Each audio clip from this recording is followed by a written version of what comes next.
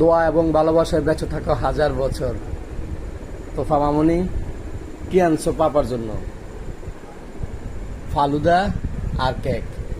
আজকে তোফার জন্মদিন, আরও একটি নতুন বছরে পা রাখলো আমাদের তোফা। তোমার উজ্জ্বল ভবিষ্যৎ কামনা করি, জীবনে যাতে তুমি সুখী হও, তোমার সামনের দিনগুলা উজ্জ্বল হোক, এই দোয়া রইল তোমার প্রতি। ভালো থেকো। তো এখন খাওয়া শুরু হবে। কেক কাটা কি শেষ? কেক কাটা শেষ, অনুষ্ঠান একদম শেষ অংশে। তোফা পাপার জন্য নিয়ে আইছে এই বাহারি রকমের খাবার। এখন খাবার খাবো।